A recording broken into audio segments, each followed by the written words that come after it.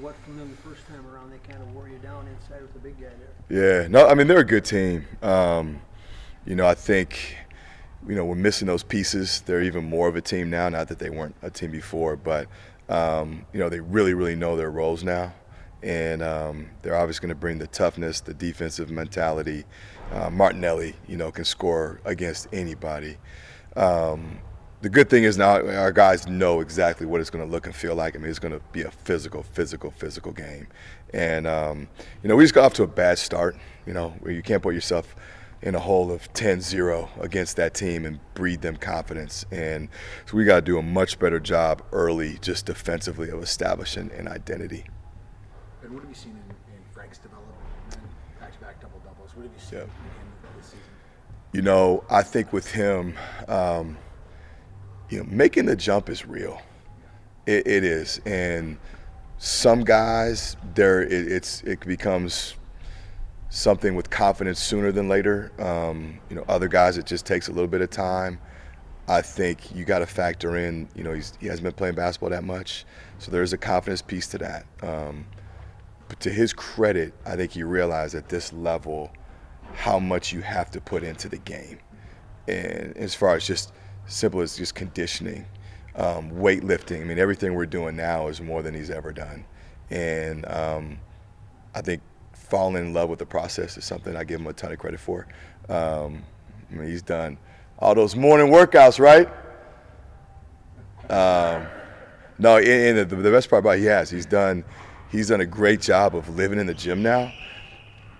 But it's getting guys like that to realize, this is what you have to do. Like, what you put in is what you get out, and you can't just show up at this level. And he's fallen in love with like the process of getting better, and you can see the confidence in him now. Just the energy he provides is consistent because he's put the work in. And so just give him really a ton of credit, from that development standpoint and sticking with it and pushing himself to get to another level. And now I know he firmly believes the impact he can make on this team when, he's playing that high energy type of basketball. How much is he lost? How much has he transformed his body?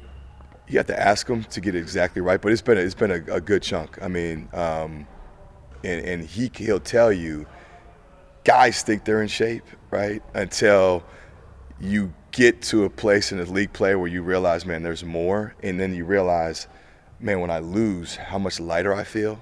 Especially a guy like him who can now just range rebound or put back dunks. And yesterday he's yelling in the huddles about, I'm going to outrun this big. Like, he's never said that before. And then he did, right? But it's to having that pride now of playing with that motor and being really consistent. And now the goal is to be greedy with that in this offseason, attack it. That's the best part about guys that have multiple years is now your second year is probably going to be better than your first because there's just the anxiety's gone. You know what it is. You know what it looks like. So now he has a plan in the offseason, in the spring and the summer, of the amount of work it's going to take that next step. But it's good for him to see it and now run with it. He could become a fan favorite just the way that he plays. Yeah, he should be. Yeah. But we only see him for a couple of years, and you literally, you're going to have to go get a whole bunch of players as soon as this year's over. What is that process like when you start, you're always recruiting, but it used to be you're just looking at the senior class. I mean, how do you go about it right now? Is NIL the key? Is it? Yeah, money's the key. But, the good thing is I think we're at a spot now when guys are here. I mean, they like what we do. I think guys that have multiple years, they're going to look at, all right, is this an option? I think, too, regardless of how many years a guy has, everybody's year to year. So you can't make the mistake or feel comfortable as a coach. Oh, man, we got this guy, whether it's a freshman or a transfer, with multiple years. Like, there's a chance I think Frank might have 2 more, right? So now it's like I can't look at that, though, and say, oh, man, because every kid is year to year. You look across the country, I think if you're a head coach or a staff and you feel like it's banked in, that's not the case. It's year to year with all these kids, regardless. So you hope that their situation, that they enjoy it. You hope that there's success where they wants them to come back. Obviously, the financial piece has got to be there. But you got to check a lot of boxes now because that's just the reality of it. And so 60 Minutes said 50% of his Connecticut roster is looking in the portal. Oh, really? Talking to people right now. He knows that. Yeah. Yeah, you just got to assume it. it. Playing, you're going to be looking, right? Yeah, you just got to assume it. But then the guys that are playing, you can't take that for granted. And I don't, you know what I mean? Like I don't care who it is, even if you're playing, everybody wants a little bit more in whatever role. And so, yeah, as a coach, you're in your mind, you're game planning. All right, it could be, but you have to think as if it's not, so that you're always prepared for that. And you built this roster mostly with seniors, transfers. Do you feel like they can sense like the end is near and that I think you've talked about it. Yeah, we've talked about it. Yeah, no, we've talked about it. And it's more of like, it's not a pressure thing. I've been around it, and so it's like I'm trying to kind of warn them about, don't take any days for granted, because in 3 weeks, which is the max you could play, you're going to be like, dang, it's over. And you don't get those back. So don't take any moment of any day from here on out for granted, because everybody inevitably has a little bit of like, man, what ifs, unless you win the whole thing, right? And so it's just to kind of instill the urgency of like, trust me, I've been there. I've talked to former players. I was a former player. I've coached former guys. You want to empty the tank and value every single day, so you don't look back and have those regrets. Because seniors go two ways. They either want it to continue, or they're worried about, all right, what's my next step?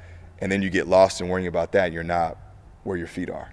And I just don't want that for these guys, because I think we've won like 5 of our last 8 or 9. I mean, there is a confidence. I mean, they still want to keep playing, and I want that to be the main thing. The other stuff, like, that'll take care of itself, and we'll help them.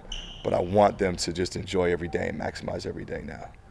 And have you explored postseason play, like if NIT comes or the Crown tournament comes? Yeah, we'd love for those opportunities. Yeah, we've talked about that as a team, that obviously let's take care of this week and see how far we can go. The more you win, the more opportunities you have. But no, I think 100% we would love to continue to play, especially these guys. I think to get as much college basketball as they can at this level is a good thing. So no, I think that would be tremendous for us, and I think the best thing to put yourself in that situation is to play well. I know there were a lot of Wisconsin people at the Williams Arena the other night, but there was still a huge crowd. First held, I think they said since 19 or something like that. Were you surprised at how quickly people came back when you beat Oregon, when you started to show signs? Boom, they wanted to be at Williams Arena again. Not really. I think obviously winning helps. Having a good product and winning games like that, when you beat ranked opponents, it draws attention to everybody.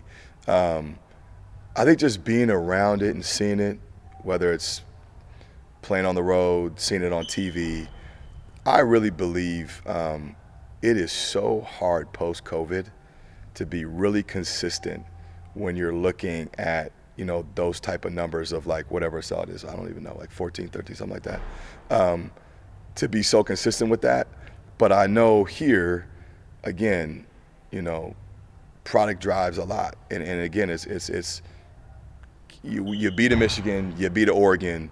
That says a lot about where you're at. You can win on the road. I think people now are like, well, if they can do that, then maybe I could be them. Hopefully the piece that helps them at home. I hope that's the thought, right? I hope that's why they want to come back, is to say, well, they've had success against these good teams here. They've had some success on the road. Gosh, maybe if we feel it, like we can be the next push to help them, win at home. But that's, those are the environments that you want, obviously. And that's what you play the games for. That's why the guys, want to be here, and super appreciative of those crowds. The hardest part is you want to play your best when you have that type of turnout, because you're so appreciative of that opportunity, and I know these guys want it, and so it's like when you want to put your best foot forward when you get that type of support, so that they keep coming back. Ben, when it comes to roster construction and it truly being a year-by-year basis, what's the biggest challenge for you as the head coach? There's so many. I don't know if there's one you can pinpoint. I think it's the challenge of now being able to, put the most competitive team, when I feel like now it's going to be trending more towards an even playing field than it has in the previous years. So now you're looking at it a little bit different from the standpoint of, okay, how do you totally maximize what we have to be as competitive as you can? You also don't want to lose who you are identity-wise. But there's definitely advantages when, the resources are, better than what we've had. the decisions you're making are different decisions. So it's being thorough with those decisions. I think we've done a pretty good job evaluating, and being able to find guys that, outplay what people might think. And so now it's doing that at the highest level. And that's the fun part. It's like now you're doing that at the highest level. And that's what I want, my staff, myself, the mind frame, that's what it's got to be. That's what we want it to be. You want to be in the position to compete against the best and push the envelope. I think you look at this year, you look at that schedule, you don't want to punch walls, because there's a couple games where it's like if this happens here, that happens there, now you're maybe looking at 8 or 9, maybe 10 conference wins. And if this happens in the non-conference, maybe, now the discussion is totally different. So that part, when you're going in the portal, it's a big motivator. It gets you fired up and excited for, I will say. Ben, at the end of the year, when you guys a lot of teams were playing to make the Big Ten tournament, how was it a little bit tense? And you're looking at the standings and trying to make sure, like, okay, this is where we need to be, and it seemed like it came down to the Nebraska win on the road, and then Nebraska was a bubble team, and now they're out of it. Right. So how tense was that? I think it just shows, and I just try to tell our guys, I think the LA trip really that was huge for us for a lot of reasons. But, you talk about getting the tiebreaker with USC. You talk about the guys handling the tiebreaker versus Iowa, guys handling the tiebreaker in the split versus Penn State.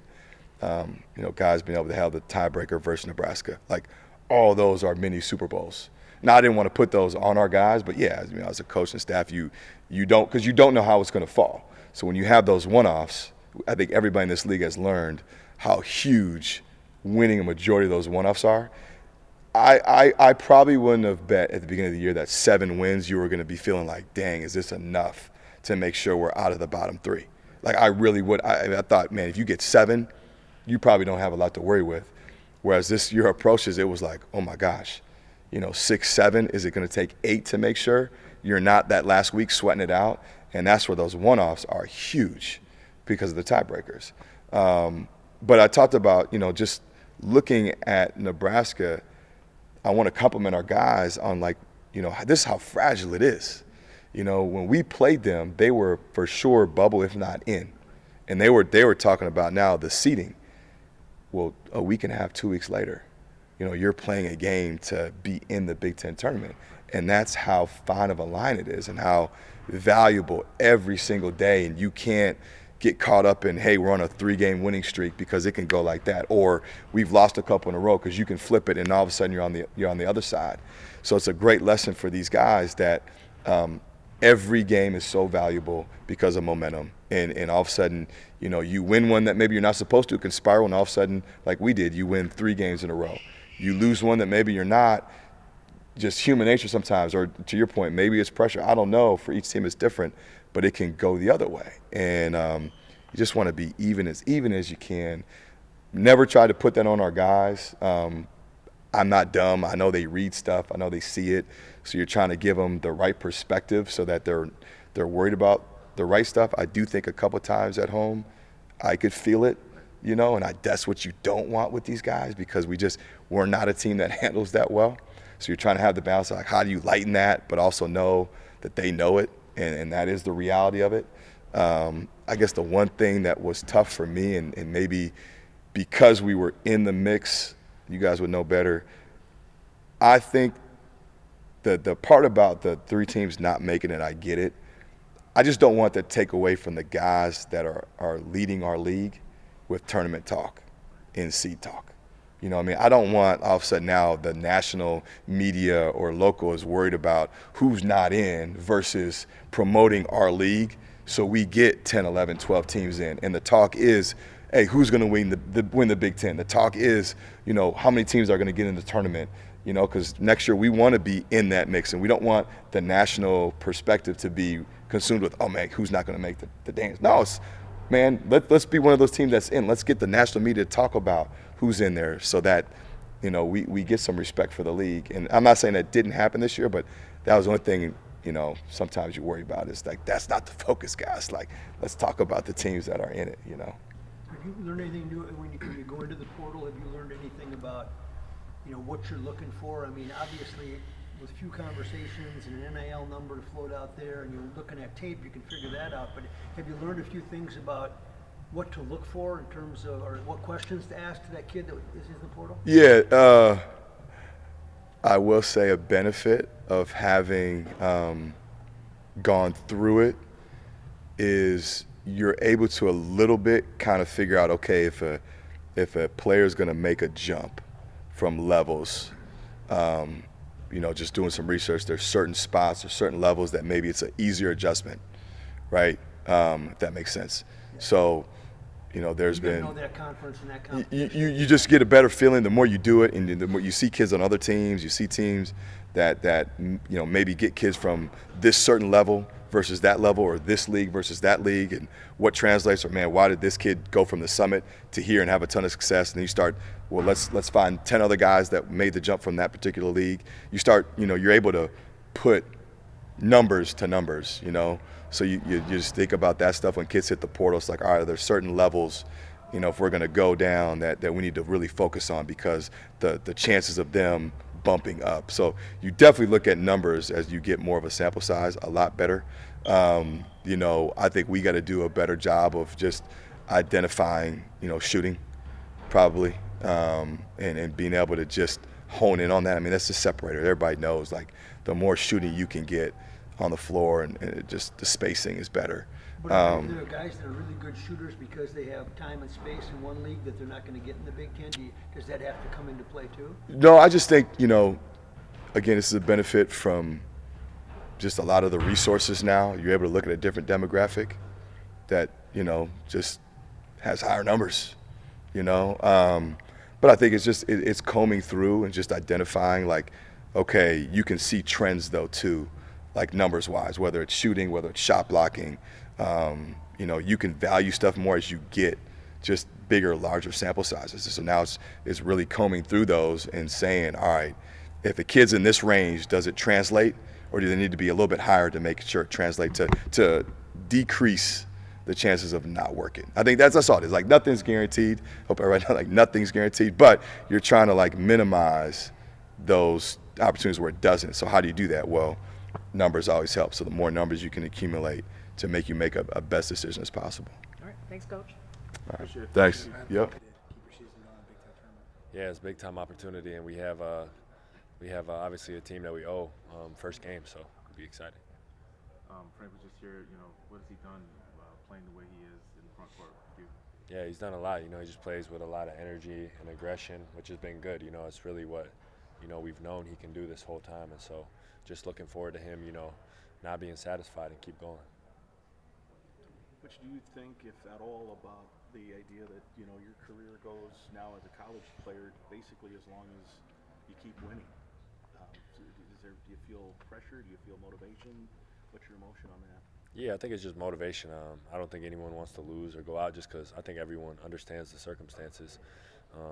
It's really, as far as guaranteed games are concerned, it's win or go home. And so, we have our goals set on high expectations for ourselves. When you look at the end of the season, it feels like there's a lot of teams playing to make the Big Ten tournament, and you guys put yourself in that position where you didn't have to necessarily win that last game to get in. Did you feel that way, like towards the last month of the season, that you and a lot of teams were playing for those spots? Oh, definitely, yeah. Because we know, before the season where everyone had us, ranked dead last in the Big Ten, basically everywhere across the board. So it was extra motivation, and just obviously we wanted to, win those last two games. Disappointed with that, but I feel like that second half of ROKKR's, we got back to playing the type of basketball that we know we're capable of. So we're looking forward to carrying that into the Big Ten tournament. What have you seen in the work that Frank's put in to build himself into a Big Ten player and be able to produce double doubles in a year? Yeah, he's really taken it upon himself to get himself into shape and early morning workouts. So I'm proud of him, and I know the time and energy he puts into it. So it's cool to see as a brother and teammate. Dawson, you reflect on your basketball journey. What are you most proud of? I would say just perseverance each and every day. showing up each and every day and giving my 100% effort, physically and mentally. I say that's what I'm most proud of, and then being able to share that with a great group of coaches and teammates that I've had the opportunity to with my whole career. With Ben, I know you and Parker have been with him for a little while. Like, how's he grown since you first got here as a coach, and like, what do you remember most playing for him? Yeah, I just remember really just all the big time wins that we've had and just the celebrations. Just because I know, he's the ultimate competitor, I'm ultimate competitor, and you mentioned Parker, he's the ultimate competitor too. So, that's what I really remember, and just all the days in practice, the good days, the bad days, and everything in between. And just, he's grown a lot, since he's been a head coach, since I've been here, and, his future is, very bright with this program. The celebrations, like post-game, did you notice maybe things have changed this year? It feels like almost every win is like a celebration, but you gotta feel that way, right? You gotta enjoy the win. Yeah, I think this year we've had some pretty loud wins. Not knocking any.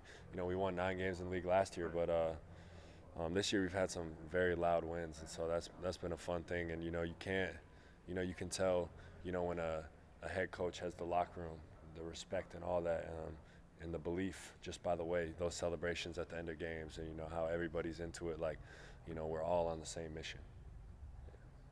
What do you take from the first matchup with Northwestern into Wednesday? Really just take that we just gotta surpass their physicality and can't let certain key players on their team get going comfortable early. So I think those are the main takeaways, and I'm fully confident we'll be able to do that. I know it was the end of the Nebraska game. You guys had to finish it without you when you're dealing with your ankle. And how are you feeling now? But also, just watching Frank and some of the other guys just win that for you guys. I think that probably got you in the Big Ten tournament. So. Oh yeah, for sure. No, yeah, ankle feels good. It's just kind of one of those things where, feels good in the games, and then worse the next day. So it's just one of those things that it's time. I just don't have time right now, but it doesn't affect my play or anything like that. It's just really just pain the next day. So that's all it really is. But yeah. And that Nebraska win just at the end, just watching the guys instead. I know you wanted to be out there. Yeah, but it's fun. No, it was great to see them close that game. Obviously, B. Riggs was great in that game, and it's just he really stayed the course the whole year. Highs and lows that he's had, and I'm proud of him. For the mental resilience that shows a lot. It shows a lot of character and toughness from him. So I'm proud of him for that moment, and look forward to seeing more moments like that from him. Thanks, Dawson. Thank you, guys.